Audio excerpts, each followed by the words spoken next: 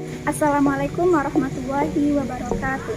Perkenalkan, nama saya Anisfa Azizah, NIM 1930 10 10 50 dari jurusan Pendidikan Agama Islam UIN Mahmud Yunus Ebu Sangkar. Sekarang saya sedang melaksanakan PPL di MAN 50 Kota. Berikut adalah video ujian PPL dari saya. Selamat menyaksikan.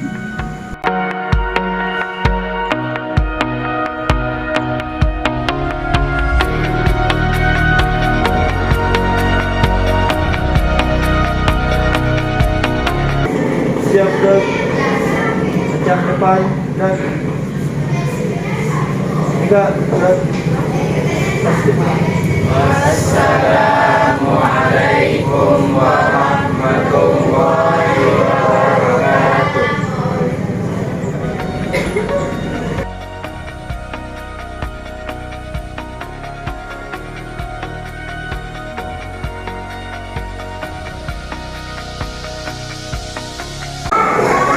Selamat gerak. Sudah mulai.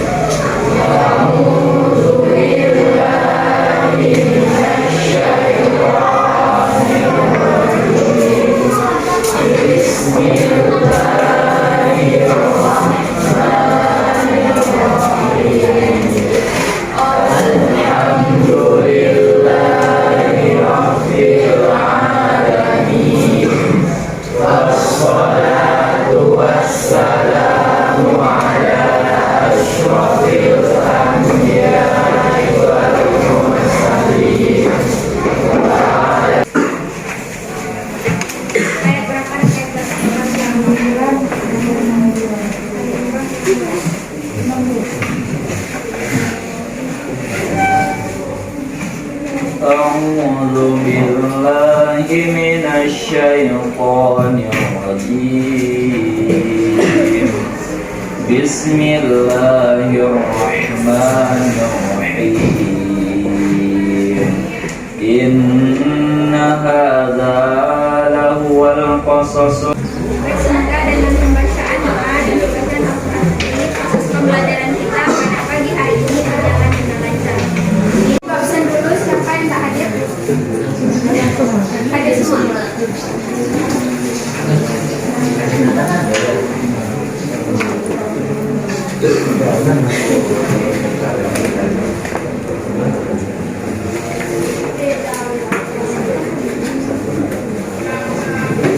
Baiklah, apakah sudah siap untuk belajar? Insyaallah. Sebelumnya kalau masih ada mejanya yang belum rapi, tolong rapikan.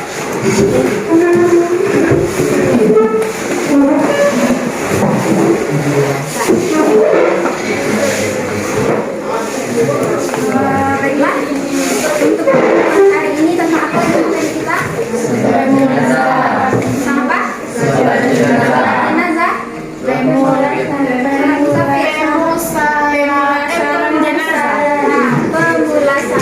jenazah.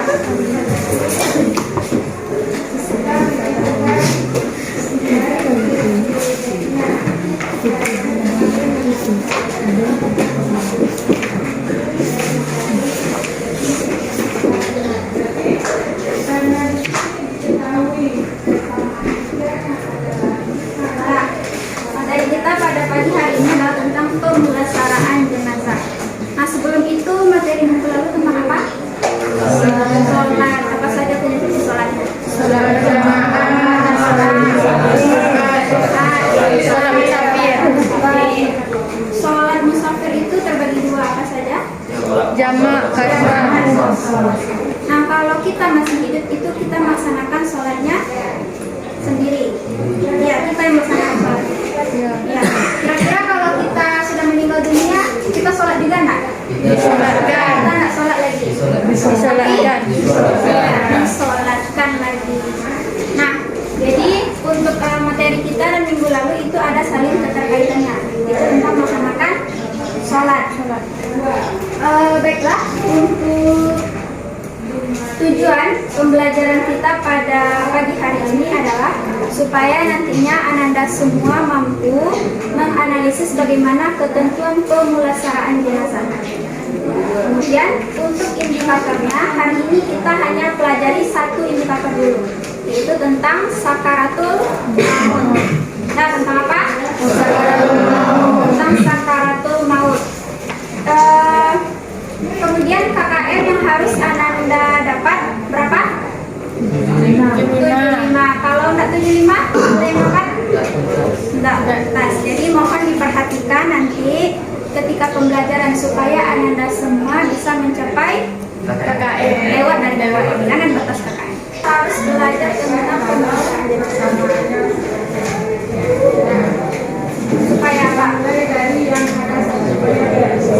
ada tahu supaya nanti kalau ada orang yang mengertinya kita bisa mengerti.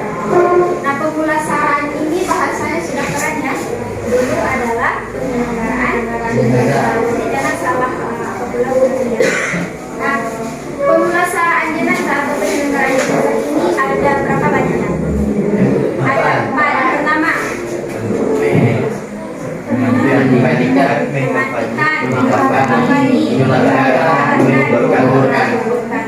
penting kan kita mempelajari materi ini? Sangat penting. Karena setiap manusia pasti akan mati. Kullu nafsin dha'iqatul maut. Seluruh yang bernyawa pasti akan mati. Jadi sangat penting pelajaran kita pada pagi hari ini. Jadi mohon konsentrasinya untuk kita belajar. Nah, ini ya. Perhatikan gambar berikut. Nah, gambar apa itu? Oh, nyawa melayang. Iya. Ini dia yang sedang di rumah sakit, kemudian ada nyawa melayang. Berarti dia sedang nyawanya sudah di. Kemudian kita akan saksikan dulu video.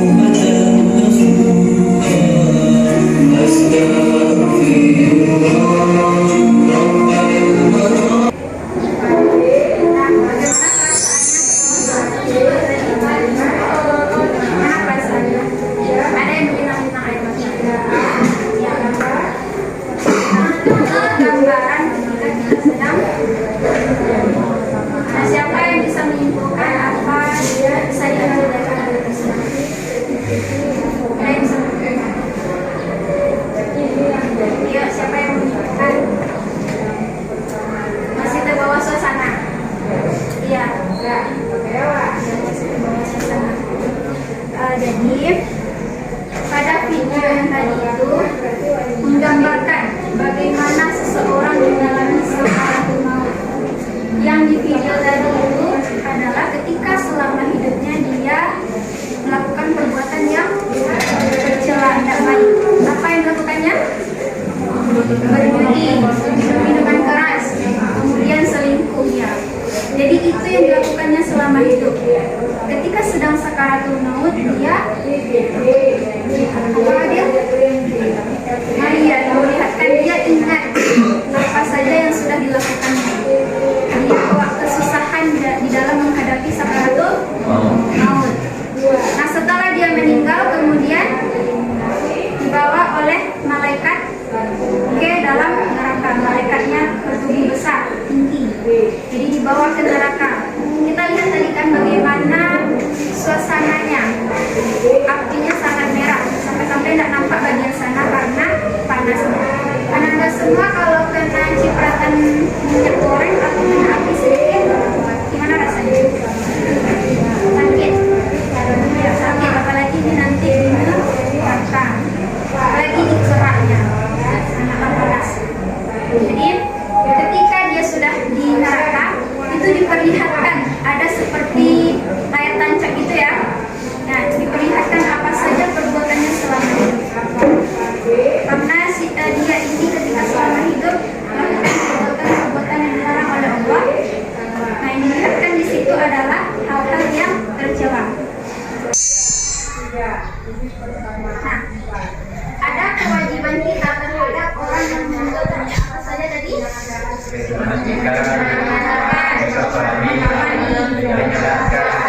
dan bertakwa.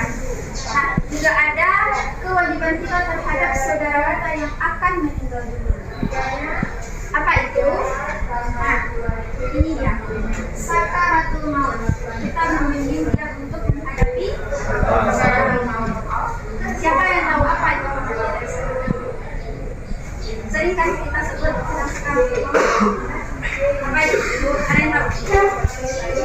Sakaratul maut nggak tahu? Kalau bahasanya kan ini sakarat. Dia sedang sekarat. Maut itu artinya mati. Sekarat dalam menghadapi kematian.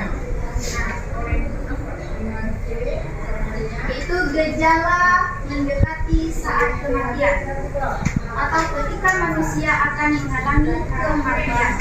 Jadi ketika kita akan menyongsong kematian dan sudah nyawanya sudah hampir dicabut, itu yang dinamakan dengan sakarat. Itu tentang sekarat. Sudah sekarat. Apa saja gejala untuk mendekati kematian itu? Kalian tahu nggak? Apa? Kaki dingin, ayah, kaki dingin. Apa lagi? Apa Nisa? Iya benar. Nafas tidak beraturan, sesak nafasnya. Kemudian dia lemah, tak kuat lagi seperti biasa. Kemudian, seperti yang kata Nisa tadi, nafasnya itu sudah terengah-engah karena ayahnya. Kemudian dia kalau dia orangnya selama hidup berbuat tidak baik, gelisah. Ada orang yang waktu sakaratul maut minta minum karena dia sudah. Tapi kalau orang yang baik itu akan tenang. Kemudian dia akan melihat ke atas. Kenapa dia melihat ke atas? Satu-satu. Dia silakan. Ini saja yang nampak lagi. Ya, kemudian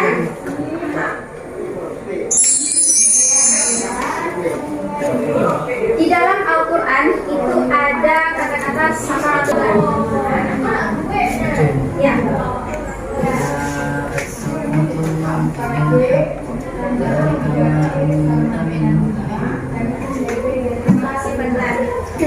Artinya, dan datanglah sakaratul maut yang sebenar-benarnya. Jadi sakaratul maut itu pasti benar-benar akan datang kepada kita, karena setiap manusia akan mengalami kematian. Kita sebagai manusia akan mati, hewan akan mati, tumbuhan akan mati. Kita contohkan tumbuhan lah. Tumbuhan kalau nak disiram-siram, mati enggak? Iya. Tanahnya kering, kemudian daunnya juga mulai kering, batangnya juga kering. Nah, itu yang dinamakan dengan sakaratul maut, tapi pada tumbuhan. Kalau tidak kita siram atau kita pelihara kembali, dia akan mati. Nah, begitu juga dengan semuanya sudah diatur oleh Allah. Nah, itu dari Quran Surat Qaf ayat 9. Jadi apa saja hal-hal yang disunahkan dikala dekatnya ajal seseorang. Kalau ajal sudah dekat nih, apa yang harus dilakukan? Yang pertama, mentalkinkan. Membacakan apa? Surat Yasin. Kemudian La ilaha illallah. Ya, benar. Jadi mentalkinkan itu terdapat di dalam hadis riwayat Muslim yang berbunyi lakinu mautakum. Artinya, talkinkanlah orang yang hendak meninggal di antara kalian. Jadi kalau ada orang yang hendak meninggal dunia atau yang sedang mengalami sakaratul maut, jadi kita talkinkan. Apa yang kita ucapkan atau kita iringi orang yang meninggal itu? La ilaha illallah. Sebagaimana Nabi mengatakan kalau orang yang di akhir hidupnya mengucapkan kalimat la ilaha illallah, dakhala jannah, Allah masuk surga. Nah, untuk mengucap kalimat la ilaha illallah ini ketika sedang sakaratul maut itu sangatlah susah. Kalau sekarang ya kita la ilaha illallah Muhammad Rasulullah. Tapi ketika sedang sakaratul maut itu, kita tidak pernah membaca-baca itu selama hidup. Yang diucapkan kalimat-kalimat yang tidak baik saja. Kira-kira bisa nggak di akhir hidupnya mengucapkan kalimat la ilaha? Belum tentu. Kadang-kadang ada mukjizat Allah yang bisa mengucapkan ini, tapi kita tidak tahu juga karena orang yang meninggal dunia itu sudah susah untuk bernafas dan berbicara pun tidak bisa lagi. Jadi kalau untuk mengucapkannya di dalam hati dia lagi, kalau masih ingat dengan Allah. Kalau misalnya dia sudah papayah warnanya kan, sebab itu rasanya la ilaha illallah ini terlalu panjang, jadi dibisikkan kalimat Allah, Allah, Allah. Nah, Allah saja lagi. Di sini ada nggak yang pernah membimbing orang yang sedang sakaratul maut? Atau melihat orang yang sedang sakaratul maut? Tidak. Siapa yang dilihat Nazila? Nenek. Nenek. Cuma Nazila yang sudah pernah melihat orang sakaratul maut. Ya. Jadi nanti kalau Ananda melihat atau menghadapi orang yang sedang sakaratul maut, bimbinglah dengan mentauhidkan, mengucapkan kalimat la ilaha illallah. Tapi kalau dia sedang sakaratul maut, hadapkan seperti ini, ke arah kiblat. Yang kanannya yang terhimpit atau menyentuh ke kasurnya. Nah, kita hadapkan dia ke arah kiblat. Kemudian yang ketiga, kita bacakan surat Yasin. Yang sebagaimana dalam hadis riwayat Ahmad, Abu Dawud, An-Nasai itu menyebutkan adalah Yasin adalah jantungnya Al-Quran, dan tidak seorang pun yang membacanya dengan mengharapkan keridhaan Allah dan pahala akhirat kecuali ia akan diampuni. Dan bacakanlah ia kepada mauta. Siapa mauta itu? Orang yang tidak meninggal. Jadi surah Yasin itu adalah jantungnya Al-Quran. Ketika seseorang akan mengalami sakaratul maut, kita bacakan surah Yasin. Duduk kita di samping nenek kita itu, kemudian kita bacakan Yasin. Itu akan membuat orang yang meninggal dunia bisa mendengar kalam Allah, dan juga keajaiban dari surah Yasin ini adalah jantungnya Al-Quran. Ketika kita misalnya nih orang sudah meninggal, kemudian sudah diletakkan di tengah-tengah rumah, kalau kita pergi menjenguknya, kita baca Yasin dari sana. Ya, baca Yasin juga kalau dia sudah meninggal. Nah, ini disunahkannya ketika dia sedang sakaratul maut, supaya dia tetap juga mendengar apa yang kita baca dari surah Yasin. Kemudian yang kelima, menyelimutinya agar tidak terbuka dan lukanya yang berubah tertutup dari pandangan. Nah, kita letakkan si mayat itu di tengah rumah, kita pakai kasur, pakai bantal, kemudian kita selimuti. Apa biasanya kalau menyelimuti jenazah? Iya, pakai kain panjang. Pakai kain panjang, kemudian kalau di mukanya biasanya pakai apa? Jilbab putih atau selendang putih yang agak transparan gitu kan. Jadi itu gunanya untuk menutupi dari orang yang sudah meninggal dunia itu. Kalau orang sudah meninggal dunia, wajahnya kan pasti berubah, nggak seperti dia masih hidup kan. Jadi itu gunanya menutupinya. Atau nanti misalnya dia sedang sakit atau bagaimana, jadi kita harus tutup juga auratnya supaya nggak nampak hal-hal yang tidak apa, tidak diperbolehkan untuk terlihat. Itu ya untuk menyelimutinya. Selanjutnya, segera menyelenggarakan pemakamannya bila telah diyakini kematiannya. Jadi kalau sudah diyakini kematiannya, dia sudah selesai sakaratul maut, kemudian juga sudah kita tutup matanya, jadi segerakan untuk melaksanakan pemakamannya. Bagaimana caranya kita telah meyakini kematian itu? Bagaimana caranya? Tidak ada denyut nadinya lagi, tidak ada denyut jantungnya.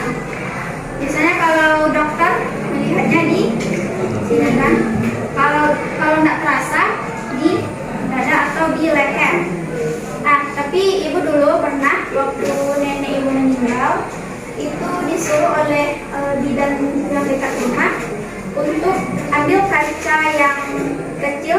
Biasanya perempuan kan sering pakai kaca kecil. Ambil kaca kecil itu kemudian taruh di bawah hidung. Kalau kacanya ada embun, berarti masih ada nafasnya. Tapi kalau tidak ada embunnya, masih seperti tadi kaca itu, berarti memang sudah meninggal. Ya, itu cara meyakinnya. Kemudian ada juga kalau kita tidur, kan di sela punggung ini bisa masuk tangan kita kan? Di sela punggung ini bisa masuk tangan. Karena kan tubuh kita seperti ini agak melengkung gitu kan? Nah, kalau sudah meninggal dunia, tangan nggak bisa masuk lagi karena tulang yang ada di sini kalau sudah meninggal dia akan ke bawah, akan lemak, turun tangan tulangnya, jadi nggak bisa masuk tangan. Jadi itu cara kita untuk meyakini kematiannya. Tapi kalau orang sekarang juga ada kan, kalau misalnya belum yakin dibawa ke rumah sakit. Untuk memastikan kita bawalah nenek kita ini ke rumah sakit supaya lebih meyakinkan. Nah, kadang-kadang seperti itu kan. Nah ini kalau misalnya kita sudah memang yakin dan sudah ikhlas dengan keluarga kita yang itu, nah itu adalah cara-cara untuk meyakini bagaimana dia sudah meninggal. Kemudian kalau sudah yakin, lalu kita laksanakan penyelenggaraan jenazahnya. Mu'allaqatun bidainihi hatta yuqada anhu. Terima kasih Bisa.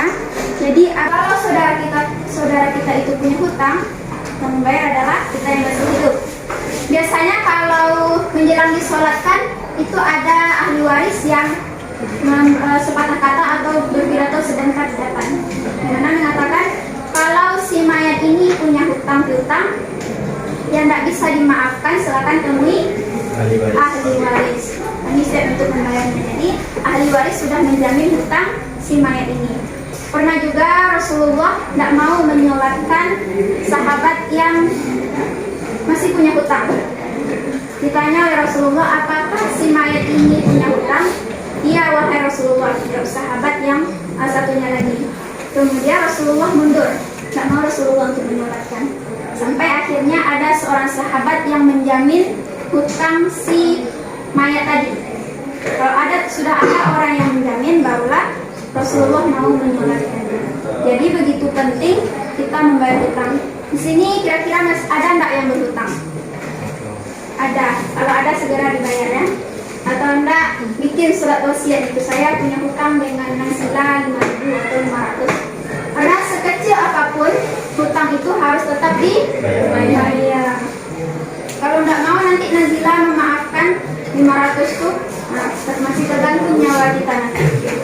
Satu enggak ikhlas lah kata Nazila.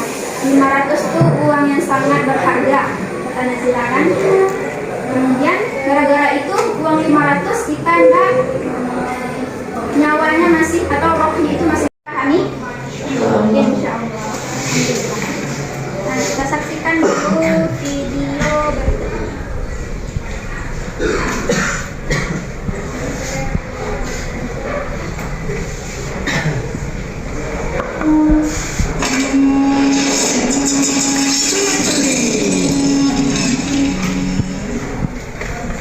Namun telah berlaku ketentuan terhadapnya, lalu dia beramal amalan ahli surga, maka dia masuk ke dalamnya.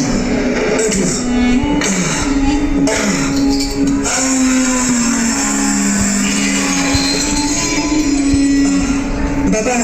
Nah itu tadi animasi bagaimana seseorang sakaratul maut. Kalau dia orang yang baik. Kalau video yang pertama tadi orangnya banyak yang melakukan dosa. Tapi kalau video yang kedua itu dia orangnya baik. Jadi seperti itu kalau orang baik sudah diganggu oleh setan berubah jadi ini rupanya, kemudian jadi anaknya, jadi kiainya atau guru, jadi musuhnya, tidak mempan juga, dia masih ingat kepada Allah. Itu tadi orang yang mengiringinya ucapkan kata Allah, Allah, Allah. Kira-kira orang yang sedang sakaratul maut itu masih bisa mendengar nggak? Masih, ya masih. itu kan seperti yang di video tadi, dia sudah digoda oleh setan. Tapi karena ada orang yang mengiringi mengucapkan kalimat Allah, jadi dia ingat kembali. Selanjutnya mengerjakan LKPD. Ibu ada kasih tugas, tapi ini per kelompok. Misalkan nanti duduknya berapa ya? Kita jumlahnya 17 orang. Ya, 17 orang, 4 kelompok.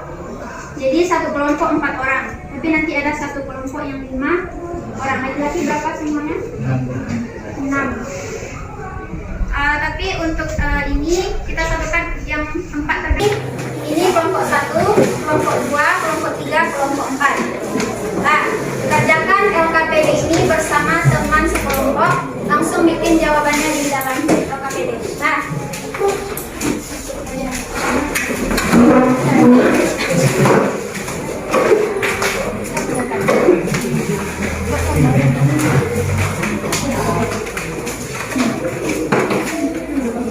jangan lupa tulis nama dan kelas.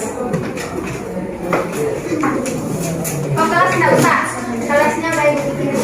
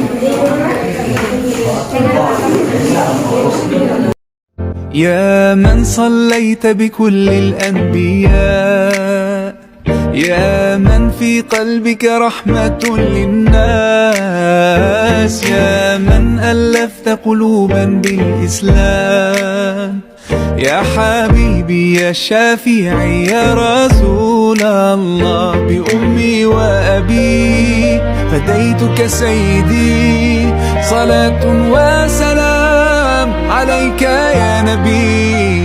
حبيبي يا محمد أتيت بالسلام والهدى محمد، حبيبي يا محمد يا رحمة للعالمين يا محمد، يا من حليت حياتنا بالإيمان، يا من بجمالك علمت الإحسان، يا من نورت قلوبنا بالقرآن، يا حبيبي يا شافعي يا رسول الله، بأمي وأبي فديتك سيدي، صلاة وسلام عليك يا نبي.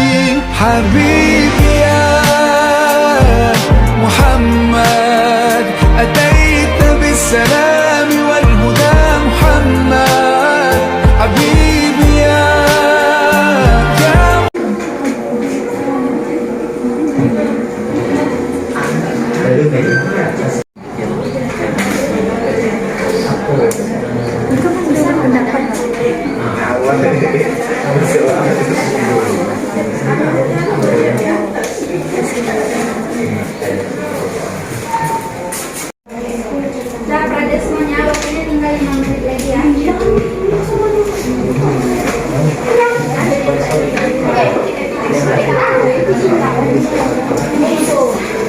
حبيبي يا محمد أتيت بالسلام والهدى محمد حبيبي يا محمد يا رحمة للعالمين يا محمد يا من حليت حياتنا بالإيمان يا من بجمالك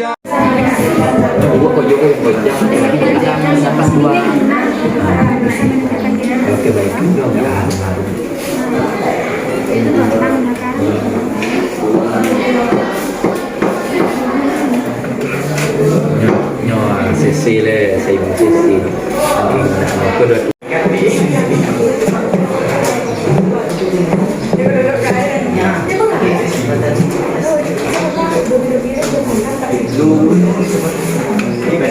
Yang udah siap boleh atur posisinya lagi seperti ini.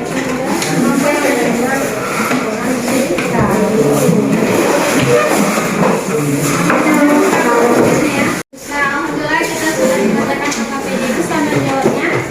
Semoga status nah, selanjutnya Ibu akan mengadakan post test. So, semacam quiz. Siapa yang bisa menjawabnya bukan kita.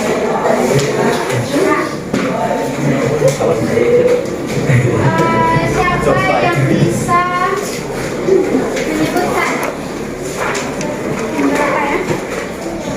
Sekurang-kurangnya 5 hal-hal yang disunahkan di kala ajalnya orang akan meninggal dunia. Nah, ya, Kalau disunahkan pertama mentalkinkan, terus membacakan surat Yasin, itu menghadapkannya ke kiblat. Yang keempat, menutup kedua matanya. kemudian satu lagi Yang kelima menyelimutinya. ada bisa lagi tambah Menyegerakan penyelenggaraan jenazahnya. kemudian satu lagi pasnya setuju.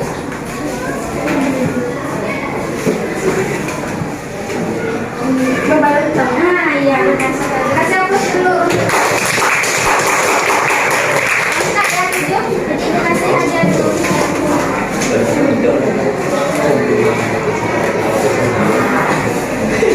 Tapi jangan dilihat dari harganya, tapi bagaimana cara mendapatkan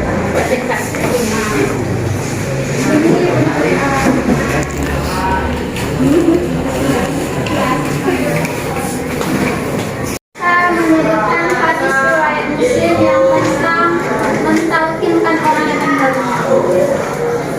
Cuma pendek tadi hadisnya.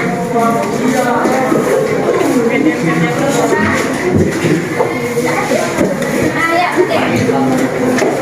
عن ابي هريره رضي الله عنه قال رسول الله صلى الله عليه وسلم لكنوا موتكم لا اله الا الله. Nah, kasih aplaus lagi.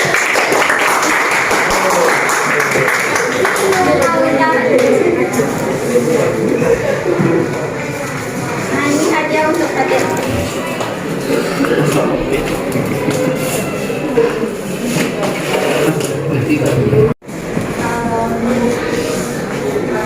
karena bahwa seseorang itu akan mengalami namanya kematian.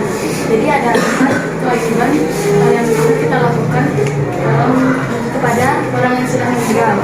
Pertama yaitu memandikan, menyolatkan, mengafani, menjelaskan, menguburkan. Jadi ada 7 hal-hal yang disunahkan, yaitu pertama mentafsirkan, membacakan surat Yasin, menghadap ke kiblat, terus menyelimuti, menutup matanya, menyelenggarakan pelaksanaan jenazah, terus membayar hutang.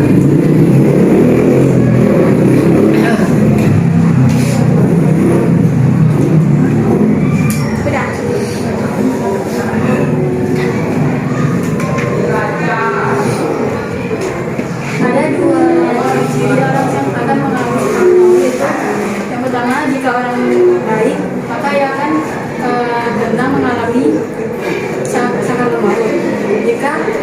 itu tidak baik, maka dia akan menggunakan lisan.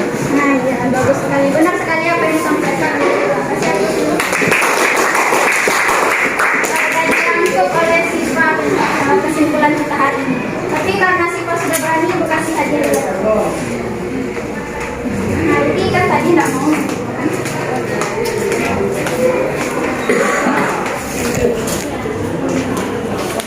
Nah, ini setiap yang bernyawa pasti akan mengalami kematian. Dalam kematian itu kita pasti akan menghadapi itu perpisahan antara roh kita dengan tubuh kita. Jadi sakaratul maut juga bisa mencerminkan bagaimana kehidupan kita nantinya di sebelumnya di dunia dan juga nantinya di akhirat. Jadi anak-anak semua, untuk itu marilah kita melaksanakan perintah Allah dan menjauhi larangannya agar nanti kita bisa menghadapi sakaratul maut dengan aman dan dengan mudah. Kemudian perbanyaklah berzikir, karena nanti apa yang biasanya kita lakukan selama itu itulah yang akan kita kerjakan juga ketika sakaratul maut. Nah, mungkin itu kesimpulan kita pada pagi hari ini. Untuk tugas minggu depan ya, ini ada doa-doa penyelenggaraan jenazah. Silakan Anda buat di kertas double folio. Nah, itu ada doa sakaratul maut. Nah, bagaimana kita mengiringi atau mendoakan orang yang sedang sakaratul maut. Kemudian doa merobekkan kafan, merobek pakaian jenazah, niat mengukuhkan jenazah, memandikan jenazah, menyiram bagian kanan, bagian kiri, menentang.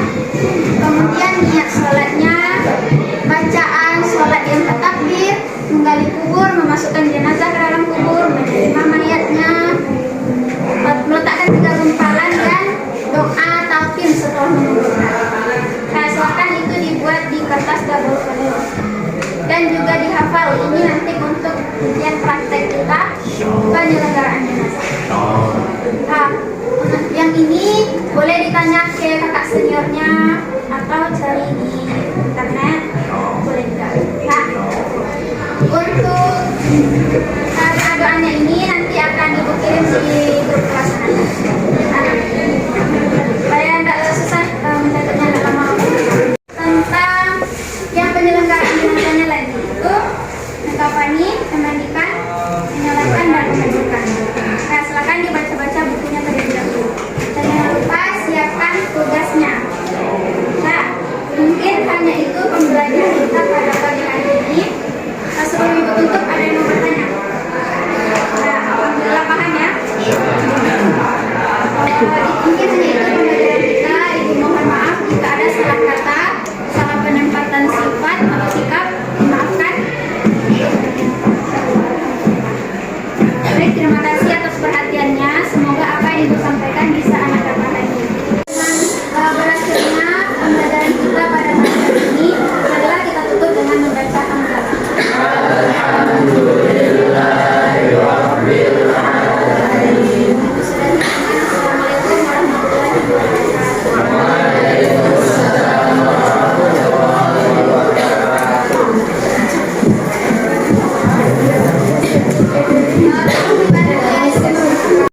Sekian penampilan video ujian PTL dari saya. Terlebih dan kurangnya saya mohon maaf.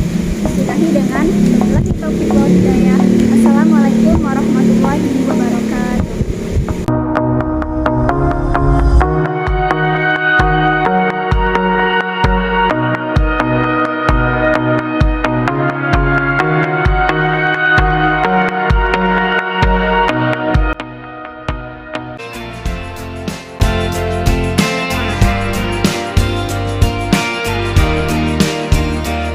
أيوة فيكم مننا نفس روحنا ودمنا، قلبنا بيرتاح هوام للي فعلا زينا. الكلام نفس الكلام، حتى نفس الاهتمام، عشرة مش ممكن تهون يوم من الأيام. حتى لوننا وشكلنا، يعني أنا شبهك تمام، وبتجمعنا حاجات حلوة